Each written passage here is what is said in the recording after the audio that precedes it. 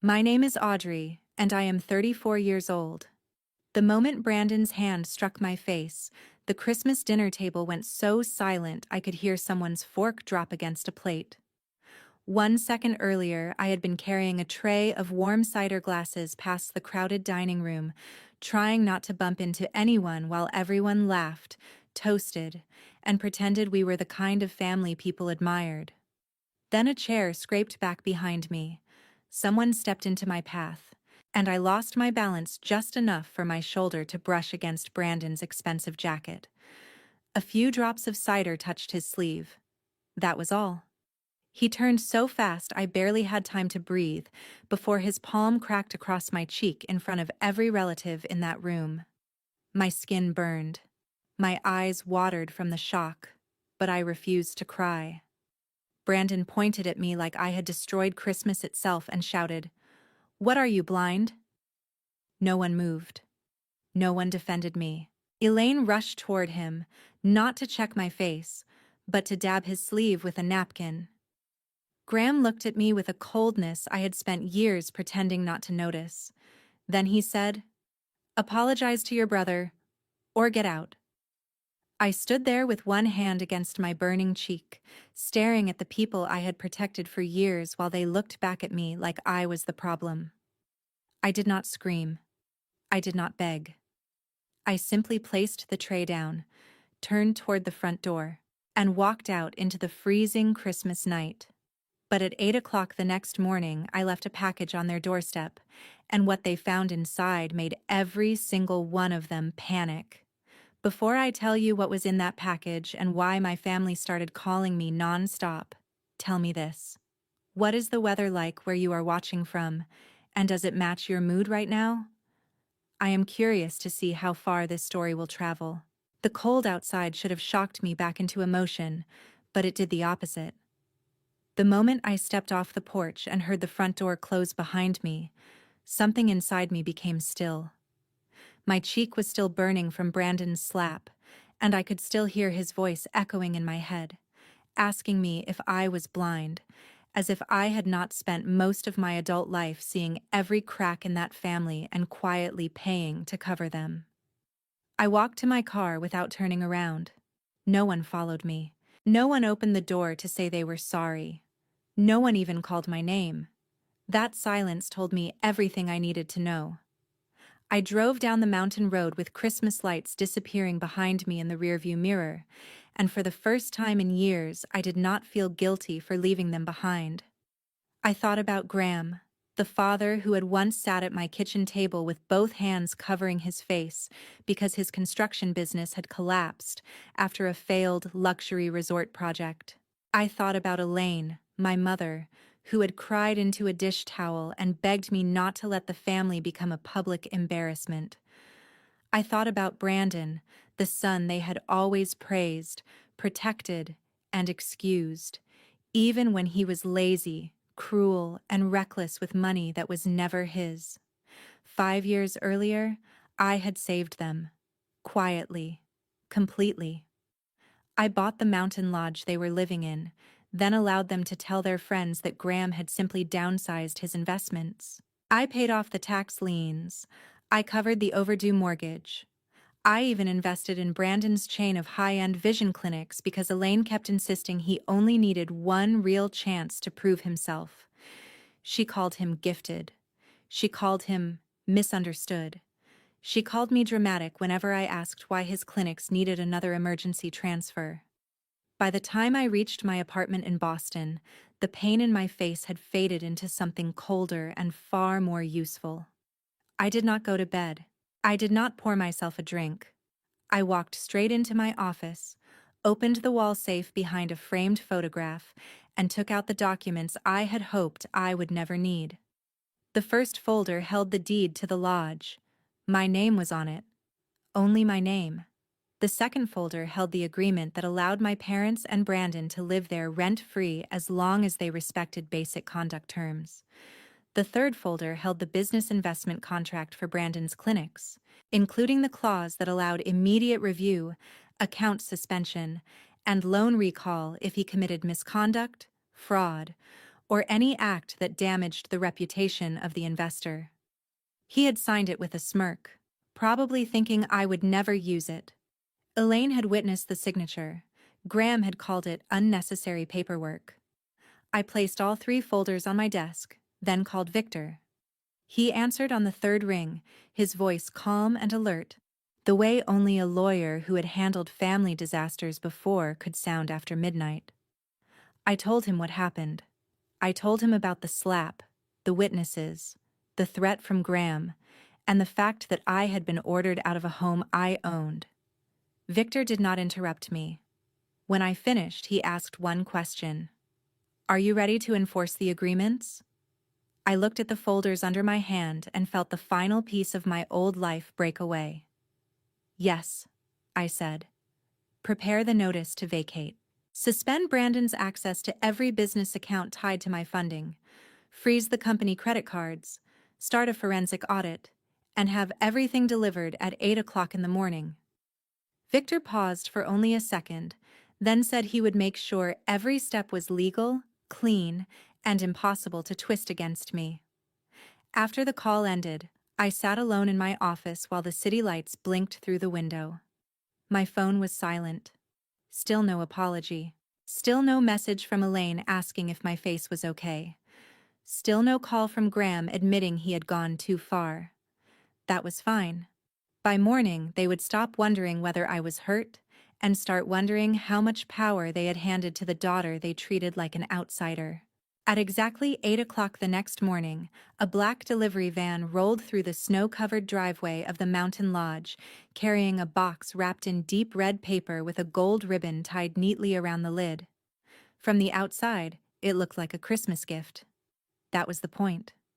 Brandon found it first because, according to the camera notification on my phone, he had opened the front door in a robe, probably expecting some expensive apology from me. I watched the silent footage from my desk as he picked up the box, turned it around, and carried it inside with the same entitled confidence he had worn the night before. I did not need audio to know what he was saying. He was probably laughing. He was probably telling Graham and Elaine that I had come crawling back. For most of my life, that was exactly what I had done. I fixed what they broke. I apologized when they hurt me. I paid when Brandon failed. But that morning, the box did not contain forgiveness. It contained consequences. Inside was a formal notice ending their right to live in the lodge, giving them 30 days to vacate. Beneath that was a letter from Victor announcing the immediate review of every dollar invested into Brandon's vision clinics. Under that was a notice suspending his company credit cards, administrative access, and investor-backed credit line pending a forensic audit. Then came the USB drive. On it was security footage from the dining room camera that Brandon never realized was connected to the lodge system I paid for. The video showed him slapping me. It showed him yelling, "What are you, blind?" It showed Elaine running to clean his sleeve instead of checking my face. It showed Graham ordering me to apologize or leave. And at the bottom of the box was a small stack of invoices, already marked with yellow tabs. They were not the full evidence yet. They were just enough to let Elaine know I had started looking. My phone began vibrating 11 minutes after the package was opened. First Graham, then Elaine, then Brandon, then Graham again. I let every call ring until it died. A minute later, Brandon tried to use his company card to order a last-minute luxury watch online. The fraud alert came straight to the dashboard Tessa had already helped me monitor. Declined. Then he tried a second card. Declined. Then he tried to log into the clinic management portal. Suspended pending audit. That was when the panic truly began. The cameras showed him pacing across the living room, shouting into his phone. Elaine sat at the dining table with the invoice copies spread in front of her, one hand pressed to her mouth. Graham kept reading the lodge notice again and again, as if the words might change if he stared long enough. I knew the exact moment they realized the truth. They were not guests in a family home. They were occupants in a property I owned. Brandon was not a self-made businessman. He was operating a company built with my money and my guarantees. Graham was not the head of the family empire. He had been living inside the safety net of the daughter he had just thrown out into the snow. The lodge did not go dark. I did not cut off their heat or leave them in danger, because I was not like them. Basic power, water, and heating stayed on. But every luxury system connected to my accounts was suspended. The wine cellar lock no longer opened. The private garage app stopped working. The streaming panels, smart entertainment system, and premium concierge service all went offline. The house they loved showing off suddenly became a quiet, ordinary building full of frightened people. By noon, Victor emailed me confirmation that all notices had been served properly. By 2 o'clock, Brandon had left 34 missed calls and one voice message calling me insane. By 4 o'clock, Elaine sent a text that said, "We need to talk as a family." I stared at those words for a long time. Family. They only used that word when they needed something from me. I put the phone face down and waited for Tessa's audit team to finish the first review, because the package had scared them. But what came next would do far more than scare them. It would expose them. 2 days after Christmas, I sat in a glass conference room at my office with Tessa across from me, and a stack of files between us that seemed to get heavier every time she turned a page.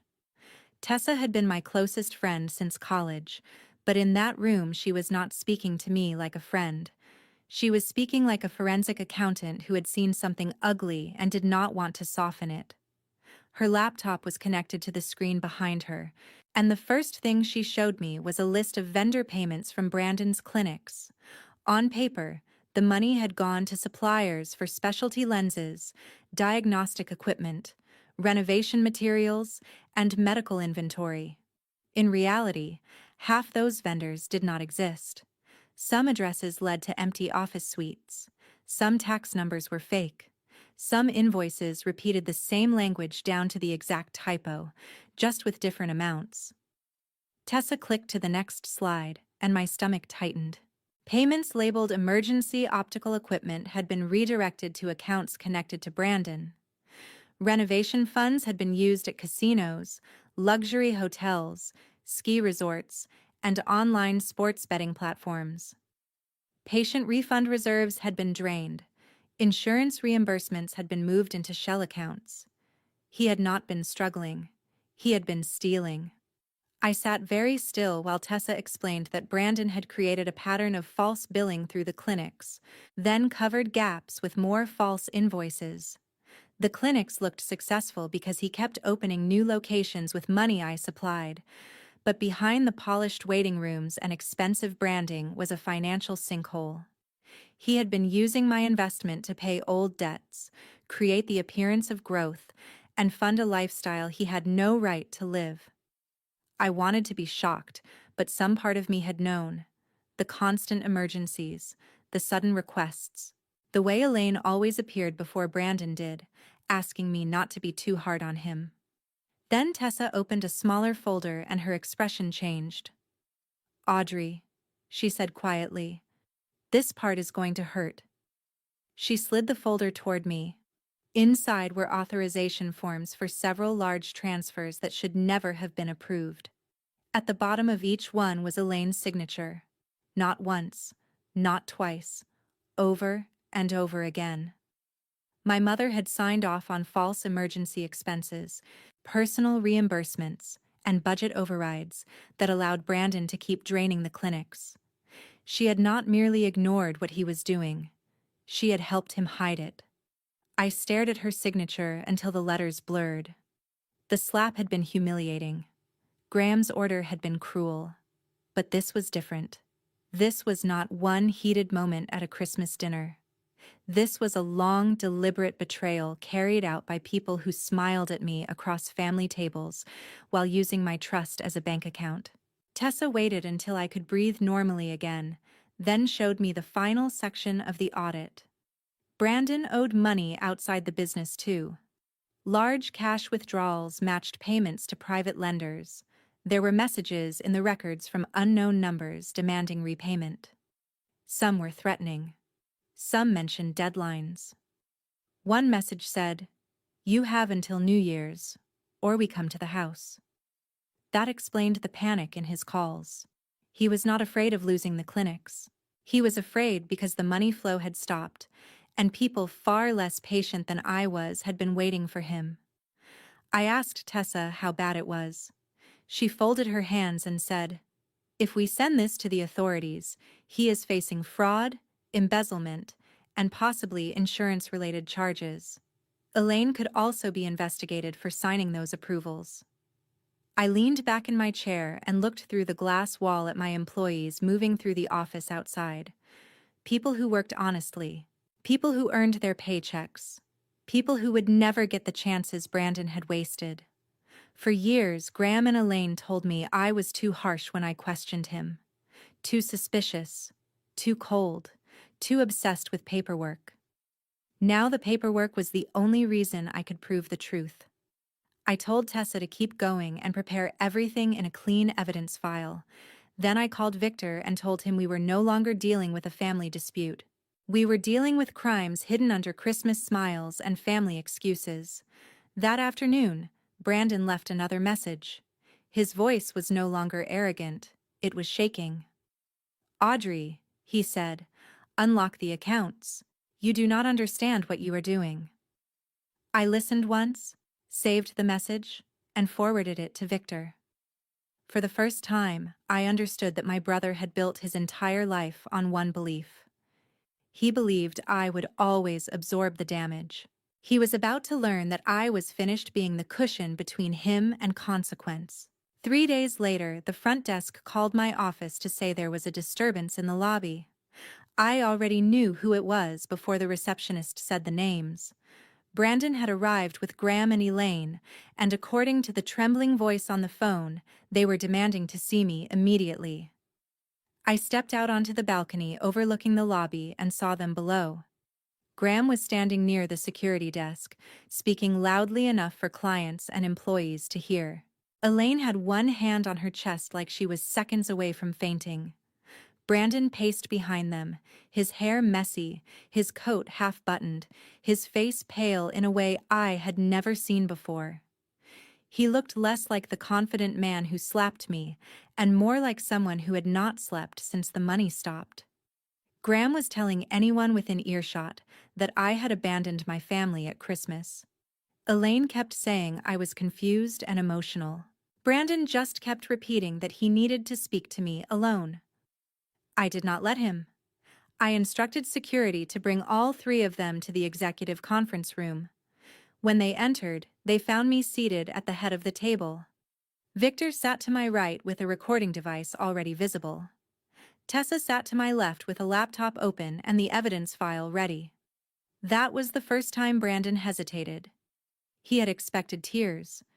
He had expected guilt. He had expected the version of me who always lowered her voice to keep the family from becoming embarrassed in public. That woman was not in the room anymore. Graham started first, using the same stern tone he had used at the dinner table. "Audrey, this has gone far enough. You are punishing your mother on Christmas week because of one argument." I looked at him without blinking. "One argument?" I asked. Elaine immediately began crying, saying she had barely slept, saying the lodge felt like a prison, saying neighbors were asking questions. Brandon slammed both hands on the table and shouted, "Stop playing games and turn the accounts back on. I need access today." His desperation filled the room. Graham turned to him sharply, as if only then realizing his son was not angry about pride. He was afraid of something. I pressed a button, and the screen behind me lit up. First came the video from Christmas dinner. The slap. The silence. Graham opening the door for me to leave. Elaine cleaning Brandon's sleeve. No one spoke while it played. Then I showed the lodge deed. Then the signed occupancy agreement. Then the investment contract. Brandon looked away. Graham's jaw tightened. Elaine whispered my name like she wanted to stop me before I reached the part she feared most. I continued. Tessa brought up the fake invoices, one after another. Specialty lenses never ordered. Equipment never delivered. Renovations never completed. Transfers approved by Elaine. Withdrawals linked to gambling platforms and private lenders. The longer the slides continued, the smaller my family looked. Brandon tried to say I had misunderstood the business. Tessa calmly explained that the audit trail was clear. Elaine tried to say she signed what Brandon put in front of her because she trusted him. Victor asked whether she wanted to make that statement formally on record. She stopped crying immediately. Graham leaned forward, his voice weaker now. Audrey, please. We can handle this privately. This is a family matter. That sentence finally made me stand. No, I said. A family matter is forgetting a birthday. A family matter is arguing over dinner. Fraud is not a family matter. Embezzlement is not a family matter. Assaulting me in front of witnesses is not a family matter. Brandon's face twisted with rage, but fear kept him in his chair. I placed two options on the table. They could leave the lodge within the remaining notice period, return all company property, cooperate fully with the audit, and stop contacting my employees. Or Victor would deliver the evidence file to the Economic Crimes Unit before the end of the day. Elaine reached for Graham's arm. Brandon stared at the screen like he could burn the evidence away with his eyes. For once, none of them had a command that worked on me. No guilt, no shouting, no mention of blood. Victor closed the folder and told them security would escort them out. As they stood, Brandon leaned toward me and whispered that I had no idea who I was dealing with. I looked at him and said, "For once, Brandon, neither do you." When the door closed behind them, I exhaled slowly. My hands were shaking under the table, but not from fear, from release. They had come to break me down. Instead, they walked out knowing I could bury every lie they had built. The next week turned the lodge into something none of them recognized. Not because the rooms changed, but because the truth had finally moved in and sat with them at every meal. Brandon no longer pretended to be in control.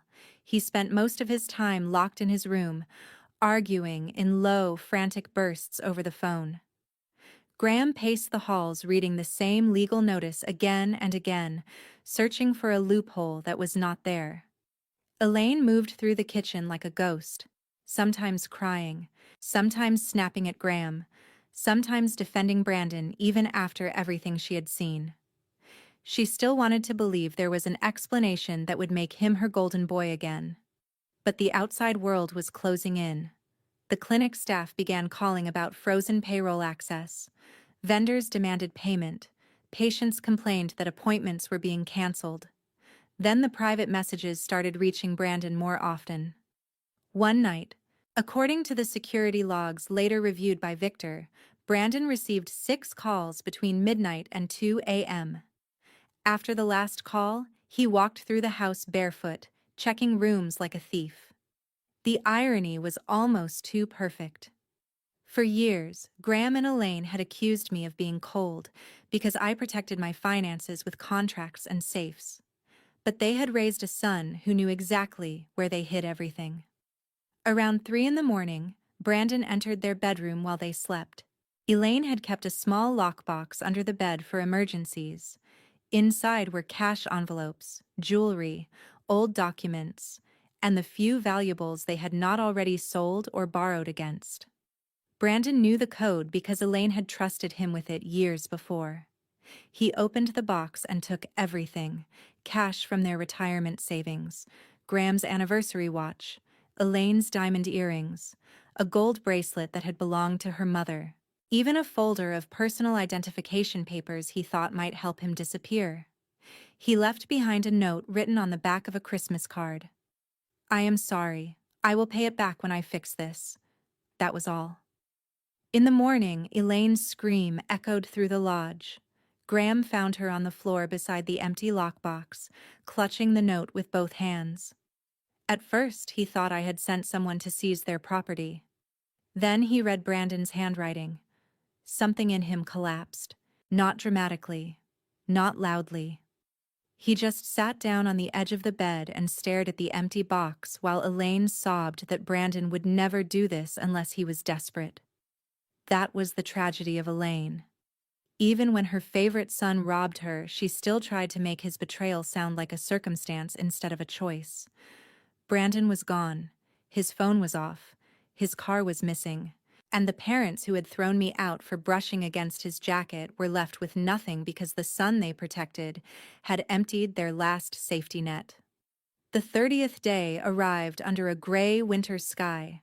The county officers came first, followed by the property team Victor had arranged. Everything was legal, documented, and calm. That made it worse for Graham and Elaine. There was no dramatic fight to win. No emotional speech to change the outcome. They had signed the agreement.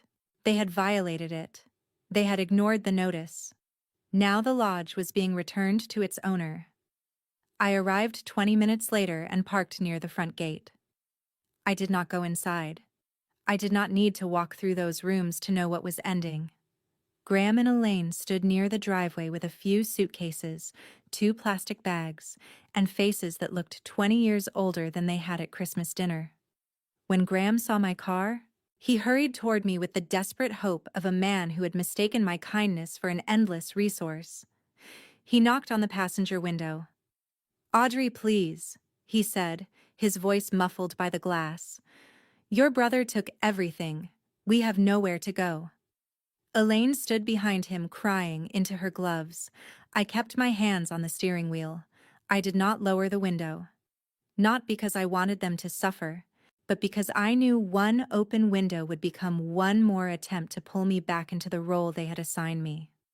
Victor stepped between Graham and the car, holding a folder and a small card. He explained that temporary housing information, storage details, and a basic relocation stipend had been arranged from funds not connected to Brandon's companies. That was more than they deserved, but it was enough for me to remain who I was without becoming who they were. Graham looked at the card like it insulted him. Elaine asked if I could at least speak to her. I looked at her through the glass and remembered her wiping Brandon's sleeve while my cheek burned. I remembered her signature on the fake approvals. I remembered every time she told me to be patient with him because he was family. I did not speak. The gates opened. The officers finished their work. Graham and Elaine stepped back as my car rolled forward into the property they had pretended was theirs. In the rearview mirror, I watched them shrink against the snow with their bags at their feet. They had chosen Brandon over me every time. In the end, Brandon chose himself over them. 3 months later, Brandon was arrested in a motel parking lot 2 states away while trying to sell Elaine's jewelry to a man who turned out to be working with investigators. By then, the evidence file had become much larger than the one Tessa first showed me. The audit connected false invoices, stolen investment funds, insurance irregularities, forged vendor records, and unauthorized transfers from the clinic accounts. Victor had warned me that once we handed everything over, I could not control how far the case went. I told him I understood. For years, my family had asked me to control consequences, soften them, delay them, pay for them, and hide them. I was finished. Brandon's arrest was not dramatic in the way he would have wanted. There was no final speech, no expensive suit, no loyal family surrounding him. Just a tired man in a cheap jacket, carrying a bag full of stolen jewelry and excuses no one believed anymore. The slap at Christmas became part of the record because of the video, but it was almost small compared to everything else he had done. Still, for me, that slap mattered. It was the moment the mask fell off. It was the moment he showed everyone what he believed I was worth. Graham and Elaine moved into a small apartment on the edge of the city, far from the mountain views, holiday parties, and social circles they had fought so hard to impress. I heard from Victor that they argued constantly. Graham blamed Elaine for protecting Brandon. Elaine blamed Graham for being too proud to apologize to me sooner. Neither of them blamed themselves completely, because that would have required a kind of honesty they had avoided for decades. But reality did, what my words never could. It forced them to live with the result of their choices. They lost the lodge. They lost the image. They lost the son they had turned into a king. And they lost the daughter who had quietly held the floor beneath their feet. As for the lodge, I did not keep it. The place was beautiful, but beauty can still hold bad memories. Every hallway reminded me of swallowed insults. Every window reminded me of the night I walked out alone. I sold it to a hospitality group for far more than I had originally paid, and for the first time, I did not feel guilty about profiting from something tied to my family. I used part of the money to expand a fund for women starting small businesses in healthcare, technology, and professional services. Not because every woman needs to become rich or powerful, but because too many people are taught to be generous without being taught to protect themselves. I wanted those women to understand contracts, ownership, credit, boundaries, and the difference between helping someone and letting someone consume you. Tessa joined the advisory board. Victor helped create free workshops on basic business protections. I began speaking to young founders about the lessons I had learned the painful way. Never let guilt replace good judgment. Never let family pressure erase legal clarity. Never confuse peacekeeping with love. And never allow someone to call you cruel simply because you finally stopped making their life easier at your own expense. People sometimes ask whether I regret not opening the car window that day. I do not. I regret waiting so long to close the door. That is the truth no one likes to say out loud. Toxic families do not always look toxic from the outside. Sometimes they smile in holiday photos. Sometimes they sit around expensive tables. Sometimes they say the word family while using you as a wallet, a shield, and a scapegoat. But real family is not built on fear, humiliation, or one person's endless sacrifice. Real family requires respect. It requires accountability. It requires care that moves in both directions. What happened to Brandon was not revenge in the childish sense. I did not destroy an innocent person. I stopped protecting a guilty one. What happened to Graham and Elaine was not random cruelty. It was the natural result of choosing appearances over truth and favoritism over fairness. My life now is quieter. I have friends who ask how I am and actually listen to the answer. I have work that matters. I have mornings where my phone is not full of emergencies created by people who never planned to thank me. Peace felt strange at first because I had spent so long confusing chaos with connection. But peace is not empty. Peace is the sound of your own life finally belonging to you. So if you are listening to this, and someone in your life keeps hurting you, then asks you to forgive them because of blood, history, or guilt, remember this. Forgiveness does not require access. Kindness does not require surrender.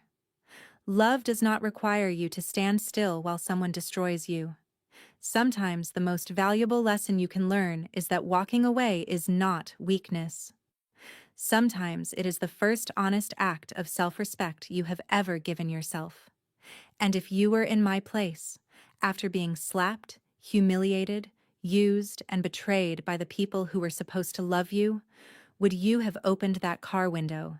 Or would you have driven through the gate and finally chosen yourself?